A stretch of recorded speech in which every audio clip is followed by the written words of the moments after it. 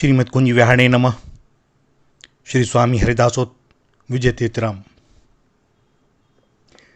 साधु व्यक्तियों के लिए कोई कष्ट दुस्सह नहीं होता। विद्वानों को किसी की अपेक्षा नहीं होती और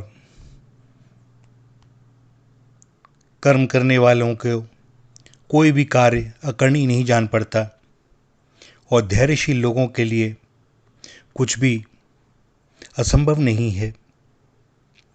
यदि ऐसे लोकोत्तर साधु धैर्यशील व्यक्ति लोक में न हो तो धर्म पर ही स्थित रहने वाला संसार एक क्षण भी न टिके। भगवान पृथ्वी पर अवतार लेते हैं अपने ऐसे ही साधु भक्तों को संतुष्ट करने के लिए। भक्तों की भावना ही उन भक्त वत्सल को संसार में बुला लाती है। धर्म स्थापन आदि कार्य तो गौड़ लीला होते हैं भगवान के लिए। पूर्वकल्प में प्रजापति सुतपात तथा उनकी पत्नी प्रश्नी ने बहुत दिनों तक तपस्या करके भगवान को संतुष्ट किया। जब भगवान ने उन्हें दर्शन देकर वरदान मांगने को कहा तब उन लोगों ने भगवान को ही अपने पुत्र रूप में पाने की इच्छा प्रकट की। भगवान ने 3 बार उनसे दिया दिया दिया कहा। उस कल्प में भगवान का अवतार माता प्रश्नी से हुआ और वे प्रश्नी गर्भ कहलाए। दूसरे कल्प में प्रजापति सुतपा हुए, कश्यप जी और प्रश्नी हुई देव माता अदिति। भगवान ने वामन रूप से उनके यहाँ अवतार लिया।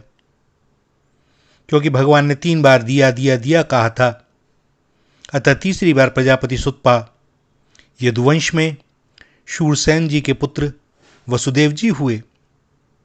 इनके जन्म के समय देवताओं की दुंदुभियां स्वतः ही बज उठी थीं, इसलिए इनको लोग आनक दुंदुभि भी कहते थे।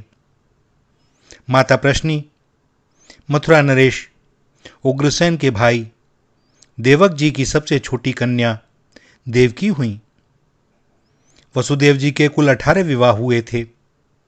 देवक की 6 कन्याएं तो वसुदेव जी को ब्याही गई थीं।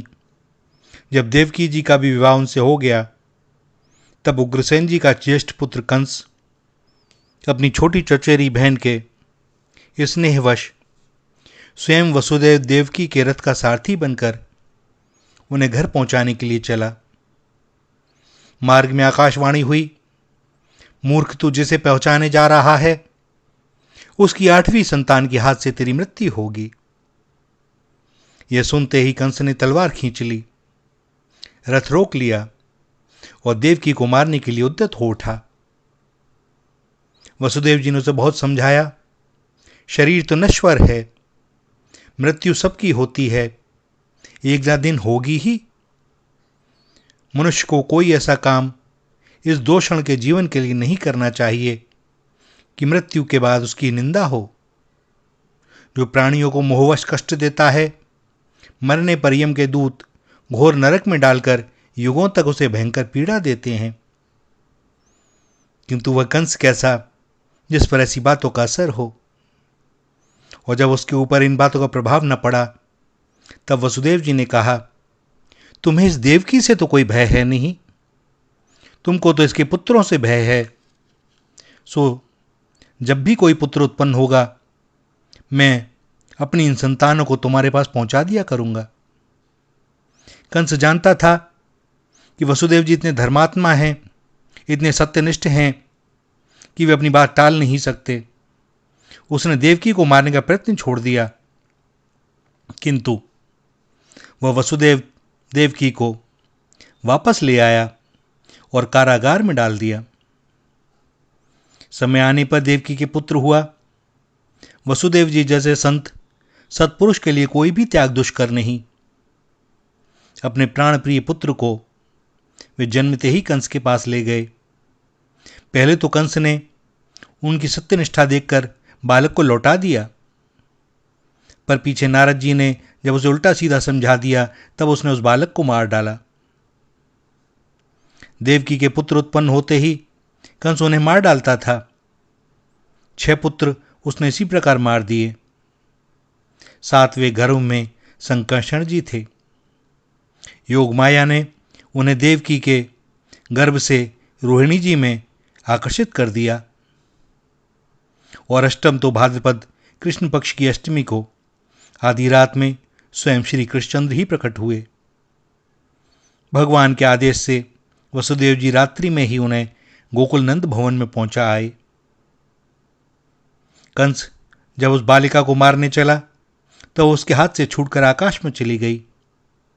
अष्टभुजा देवी के रूप में प्रकट होकर उसने कंस से कहा, तेरा वध करने वाला शत्रु प्रकट हो चुका है। कंस ने यह सुनकर वसुदेव देवकी को कारागार से छोड़ दिया। दुरात्मा कंस जान गया कि उसे मारने वाला नंद ग्रह में ही आया है, क्योंकि उसके जो भी असुर ब्रज में गए वे सभी श्री कृष्ण के हाथों सदगति पा गए। जब नारद जी से पता लगा कि श्री कृष्ण बलराम तो वसुदेव जी के ही पुत्र हैं, तब वह बड़ा रुष्ट हुआ। उसने हथकड़ी बेड़ी से वसुदेव देवकी को जकड़कर पुनः बंदी गृह में डाल दिया। अंततः भगवान श्री कृष्ण मथुरा आए, कंस का उद्धार किया। पिता माता की बेड़ियां काटकर जब राम श्याम उनके श्री चरणों में प्रणाम करने लगे, वसुदेव जी आश्चर्य से खड़े रह गए, क्योंकि वे जानते थे कि श्री कृष्णचंद्र साक्षात परमात्मा हैं। परंतु लीला में श्याम सुंदर ने पिता माता से क्षमा मांगी, मीठी बातें की और उनमें वात्सल्य भाव जागृत कर दिया। श्री वसुदेव जी की महिमा, उनके सौभाग्य का कोई कैसे अनुमान करे। जगन्नाथ बलराम श्याम उन्हें पिता कहकर आदर करते थे। नित्य प्रातःकाल उनके पास आकर प्रणाम करते थे, उनकी सब प्रकार की सेवा करते थे। कुरुक्षेत्र में सूर्य ग्रहण के समय वसुदेव जी ने ऋषियों को कर्म के द्वारा संसार से मुक्त होने का मार्ग पूछा। ऋषियों ने उनसे यज्ञानुष्ठान करवाए। वहां ऋषियों ने उनसे कहा, श्री कृष्ण ही साक्षात ब्रह्म हैं। द्वारका में वसुदेव जी ने जब श्याम सुंदर से यही बात कही, तब उन मयूर मुकुटधारी ने पिता को एक ही आत्मा, सब में सर्वत्र एक रस व्याप्त है, इस तत्व ज्ञान का उपदेश किया। इसके पश्चात देवर्षि नारद ने वसुदेव जी को आध्यात्म ज्ञान तथा भक्ति का तत्व बतलाया। और जब प्रभास क्षेत्र में श्री कृष्णचंद्र ने लीला संवरण कर लिया और दारुक से यह संवाद प्राप्त हुआ, तब वसुदेव जी भी शंखोद्धार तीर्थ से प्रभास गए और वहां जाकर उन्होंने भी भगवान श्री कृष्ण का अनुगमन किया। भैया, भक्त की कितनी सामर्थ्य कि वो भगवान को प्रकट कर देता है